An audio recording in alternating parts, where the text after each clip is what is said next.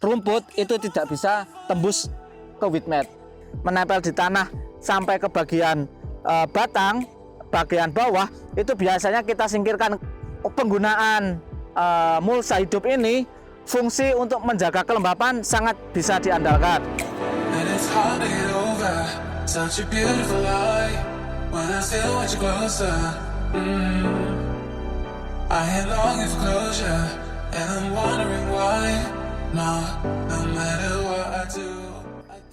Jumpa lagi dengan kami di channel bibitbuahku.com. Di video kali ini kami akan sedikit sharing terkait mulsa, karena di beberapa pertanyaan baik itu di kolom komentar maupun di WA kami banyak yang menanyakan seperti apakah mulsa untuk alpukat, apakah bagus dan apa material yang bisa digunakan.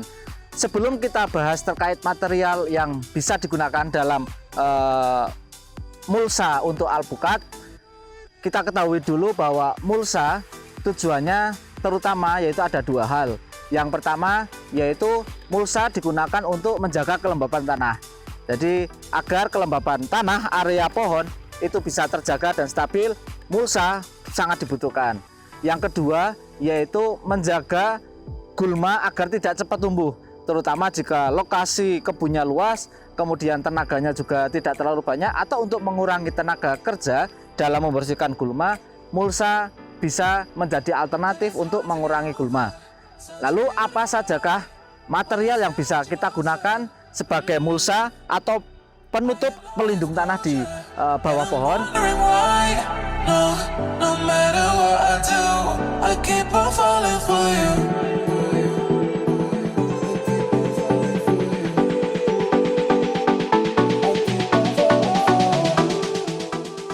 Material mulsa yang pertama yaitu ini. Material yang sering digunakan yaitu material mulsa plastik. Ini sering digunakan baik untuk tanaman buah maupun tanaman sayur atau tanaman semusim, di mana rata-rata bagian bawahnya berwarna hitam dan bagian atasnya berwarna perak. Ini adalah mulsa plastik yang beberapa keunggulannya dan fungsinya yaitu pertama memang untuk menjaga kelembapan tanah, dan ini sangat berfungsi untuk menjaga kelembapan tanah. Dan fungsi yang kedua yaitu menjaga gulma atau rumput liar tidak tumbuh. Meskipun untuk jenis-jenis rumput tertentu, apalagi ketika usianya sudah agak lama, 1 tahun misal, itu biasanya rumput sudah bisa mampu keluar, terutama untuk rumput-rumput seperti rumput ilalang. Namun kelemahan menurut kami dan menurut pengalaman kami dan yang kami tahu, untuk mulsa plastik seperti ini, dia tidak ada rongga sama sekali, sehingga ketika air hujan turun, air tidak bisa meresap ke bagian dalam, tidak bisa menembus mulsa ini. Apalagi jika pembuatan mulsanya terlalu lebar seperti ini di luar kanopi, maka mulsa ini akan menghalau air hujan masuk ke bagian dalam. Dan jika tujuannya adalah untuk menjaga kelembapan, maka bisa kami sarankan penggunaan mulsa plastik seperti ini hanya digunakan untuk saat musim kemarau, agar kelembapan saat musim kemarau itu tetap bisa terjaga, dan saat musim hujan biarkan tanah tetap terbuka agar air hujan tetap bisa masuk. Kelemahan yang kedua yaitu mikroorganisme pengurai tanah, di mana dia berfungsi untuk menyuburkan tanah. Ketika ini digunakan 1 tahun full atau 2 musim itu tetap digunakan, kemungkinan besar banyak mikroorganisme yang tidak berkembang atau bahkan mati. Ini sangat merugikan karena mikroorganisme yang ada di dalam tanah sangat bermanfaat untuk pertumbuhan pohon. Sehingga jika ini digunakan full dalam 2 musim yaitu musim hujan dan kemarau, nanti beberapa mikroorganisme saya kira akan susah berkembang, bahkan akan berkurang dan sangat sedikit, sehingga kesuburannya rendah. Selain itu juga sangat mudah robek, apalagi ketika ada benda tersangkut atau mungkin kita jalan menginjak itu mudah sobek. Penggunaan mulsa ini keunggulannya adalah murah, karena 1 gulung itu hanya berapa rupiah dan itu bisa digunakan untuk banyak pohon. Dan untuk hitungannya ini tergolong mulsa yang sangat murah, meskipun masa usianya itu tidak terlalu lama, 2 tahun sudah mulai rusak. Bahkan kurang dari itu sudah mulai rusak ketika cuacanya ekstrim. Ini mulsa plastik.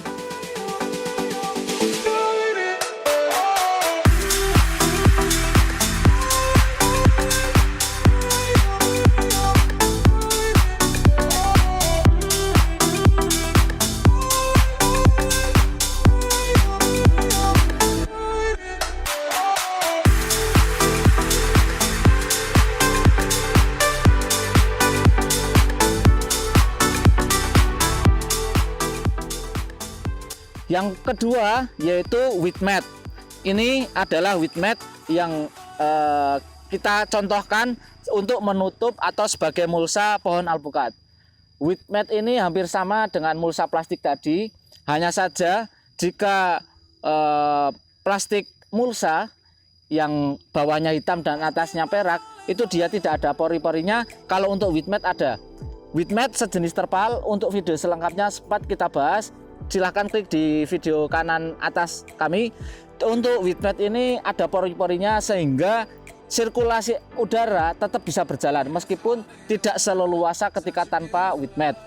Namun dengan adanya mulsa berupa wheat mat yang masih ada pori-porinya ini, mikroorganisme yang ada dalam tanah yang itu tujuannya dan berfungsi untuk menggemburkan tanah tetap bisa hidup. Meskipun misal terganggu sedikit dan lebih sedikit dibanding dengan mulsa yang plastik. Kalau untuk wheat mat ini masih tetap bisa berlangsung hidup. Selain itu sirkulasi udara ini juga menjaga kelembapan tidak terlalu tinggi. Jadi kelembapan yang ada di dalam tanah di bawah mulsa itu tidak terlalu tinggi. Sayangnya untuk wheat mat ini memang dari kekurangannya adalah dari segi harga. Cukup mahal untuk wheat mat ini. Jika kita hitung kita buat 2 meter kali 2 meter yaitu 4 meter persegi, maka yang kita butuhkan sekitar 15.000 sampai 20.000 untuk wheat mat ukuran 2 meter kali 2 meter itu. Dan selain itu sebenarnya keunggulan lain dengan wheat mat ini lebih lama dibandingkan mulsa plastik. Ini bisa sampai 5 tahun untuk outdoor, 3-5 tahun lebih untuk outdoor. Untuk wheat mat ini fungsi pertama yaitu menjaga kelembapan tanah tetap bisa berfungsi. Fungsi kedua yaitu menjaga gulma atau rumput untuk tumbuh itu juga berfungsi, karena rumput itu tidak bisa tembus ke wheat mat. Bahkan rumput sejenis ilalang pun dia tidak bisa tumbuh. Kecuali kalau untuk ilalang biasanya dia tumbuh di bagian bawah dan akan ada sedikit benjolan karena upaya rumput untuk menembus, tapi tetap tidak bisa, akhirnya biasanya ada benjolan. Nah itu nanti kita ratakan dengan kaki atau tangan pun sudah bisa. Tapi intinya rumput nanti tidak secepat dan tidak bisa tumbuh dan tidak bisa menembus wheat mat ini. Selain itu air hujan itu juga nanti bisa meresap ke tanah. Jadi jika jika mulsa plastik itu dia tidak bisa menyerap air hujan. Kalau untuk wheat mat ini sejenis terpal, air hujan tetap bisa meresap.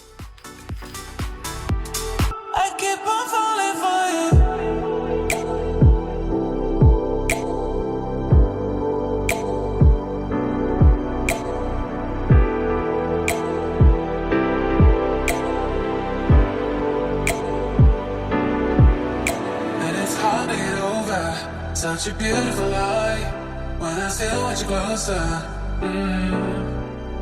I am longing for closure and I'm wondering why. No matter what I do, I keep on falling for you. Yang ketiga yaitu material mulsa organik. Jika di dua material sebelumnya merupakan material non organik, maka untuk yang ketiga ini material yang organik. Hanya saja kami lebih nyaman dan lebih sering menggunakan nama atau istilah mulsa hidup, di mana ada istilah pagar hidup, maka ini kami gunakan istilah untuk mulsa yaitu mulsa hidup. Kenapa demikian? Karena yang kita jadikan mulsa atau material untuk mulsa penutup tanah yaitu tanaman merambat yang itu tidak mengganggu pertumbuhan alpukat. Yang sering kita gunakan ada 2 jenis. Yang pertama yaitu ubi jalar, dan ini adalah tanaman ubi jalar. Yang kedua, yaitu rumput Arachis pintoi atau tanaman kacang-kacangan. Namun kedua jenis ini menurut pengalaman kami ada kelebihan dan ada kekurangan. Kelebihan kita lebih sering menggunakan ubi jalar, di mana karena ubi jalar itu cabangnya atau penjalarannya itu dia bisa panjang. Kemudian di cabang yang tidak utama, bukan cabang utamanya, itu bisa kita pindah atau bisa kita cabut sebentar, kita geser, nanti kita bisa kembalikan lagi dan aman. Itu jadi penggunaan mulsa hidup untuk ubi ini biasanya kita gunakan ketika musim kemarau, kita full tutup bagian sampai ke dekat batang, jadi full menutupi. Cuman ketika musim hujan biasanya bagian cabang atau penjalaran batang yang merunduk itu yang menempel di tanah sampai ke bagian batang, bagian bawah itu biasanya kita singkirkan keluar. Jadi kelembaban di bagian dalam kanopi itu tetap terjaga. Ini sangat memungkinkan dan sangat mudah digunakan ketika menggunakan ubi jalar. Berbeda dengan pintoi. Aracis pintoi itu dia perakarannya lebih banyak. Sekali dia merunduk, akarnya banyak. Sekali dia merunduk, akarnya banyak. Sehingga ketika kita mau angkat, maka banyak akar ketika tanamannya akan kita angkat atau kita pindah, seperti konsep dari ubi jalar tadi, di mana ketika kita mau membersihkan bagian kanopinya atau ketika mau memberikan pupuk di bagian kanopinya, itu kita susah untuk memindah tanaman yang mulsa tanaman tersebut untuk kita pindah, itu ketika menggunakan pintoi. Hanya saja memang ketika pintoi dia bisa lebih rapat dan bisa menghindari tumbuhnya gulma. Kalau ini tetap bisa mengurangi, hanya saja tidak secepat dan tidak serapat pintoi ini. Jadi meskipun masih sudah kita tutupi dengan tanaman ubi jalar, beberapa gulma rumput yang kecil-kecil tetap bisa tumbuh. Tapi bagi kami tidak masalah karena rumput ini masih bisa kita bersihkan dengan cara dijangkul, bahkan dengan cara nanti ubi jalarnya bagian yang ada rumputnya bisa kita pindah dulu. Penggunaan mulsa hidup ini fungsi untuk menjaga kelembapan sangat bisa diandalkan dan sirkulasi udaranya tetap bisa berlangsung, dan kelembapan di tanah ketika musim panas tanah itu tidak cepat kering dan kelembapannya bagus. Hanya saja memang untuk gulma tetap dia bisa tumbuh ketika masih penanaman di awal. Kalau untuk sudah rapat betul, biasanya gulma sangat susah tumbuh. Dan ketika musim hujan pun air tetap bisa masuk ke bagian tanah di bawah kanopi ketika kita gunakan mulsa hidup. Itu adalah material mulsa yang ketiga, yaitu mulsa hidup. Bisa Anda gunakan ubi jalar atau bisa Anda gunakan rumput Aracis pintoi atau bisa disebut juga kacang-kacangan. And I'm wondering why, no matter what I do, I keep on falling for you.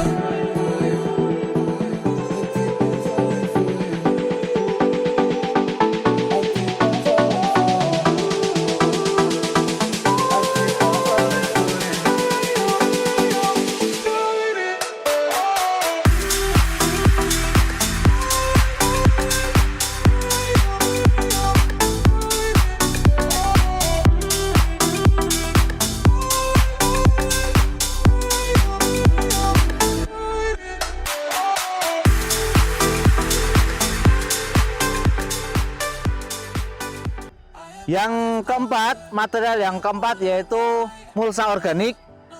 Dari sisa-sisa atau bekas rumput di sekitar pohon, ketika Anda membersihkan, bisa Anda tumpuk di bagian bawah kanopi, yang itu nanti Anda tata dengan rapi dan menutupi keseluruhan bagian bawah.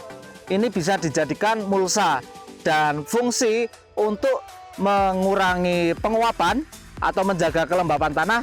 Ini sangat bagus, berfungsi, berjalan dengan bagus, dan fungsi untuk menanggulangi hama. Selama penutupannya bisa rapat dan agak tebal, kemungkinan gulma untuk tumbuh sangat sedikit. Dengan catatan, ketika menggunakan mulsa organik seperti ini, hati-hati dengan dua hal, yaitu rumput yang sedang ada bunganya, yang sudah ada bunganya, itu sangat beresiko ketika selesai dia membusuk, bagian bunganya biasanya akan memunculkan rumput-rumput baru yang cukup banyak. Yang kedua yaitu ketika rumput itu batangnya berkayu, maka sangat dimungkinkan ketika kayu bagian batang itu akan lapuk, itu mengundang rayap, itu sangat beresiko. Sehingga ketika ingin menggunakan mulsa organik, maka gunakan rumput-rumput yang daunnya lunak dan sedang tidak berbunga. Ada juga beberapa tanaman yang sangat bagus untuk dijadikan mulsa organik. Di antaranya yang biasa sering digunakan yaitu jerami dari padi, itu bagus. Kemudian yang kedua yaitu serai, daun serai. Daun serai itu juga bagus untuk pertumbuhan beberapa organisme di bagian tanah. Yang selanjutnya itu Anda bisa gunakan daun alfalfa, itu Anda bisa gunakan sebagai mulsa organik.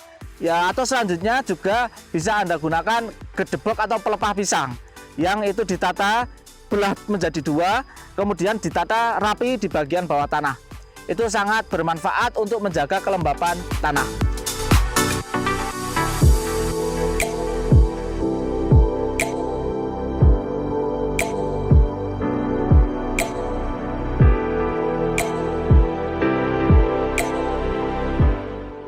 Mungkin itu dari kami terkait material mulsa yang bisa Anda gunakan.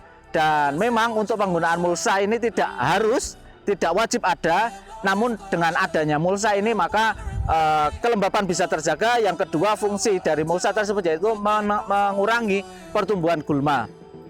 Mana yang Anda pilih terserah, mana yang paling efektif, saya kira masing-masing pekebun punya jalannya sendiri dan bisa Anda pilih, karena masing-masing sudah kami jelaskan berdasarkan pengalaman kami apa saja keunggulan dan kelemahan dari masing-masing material tersebut.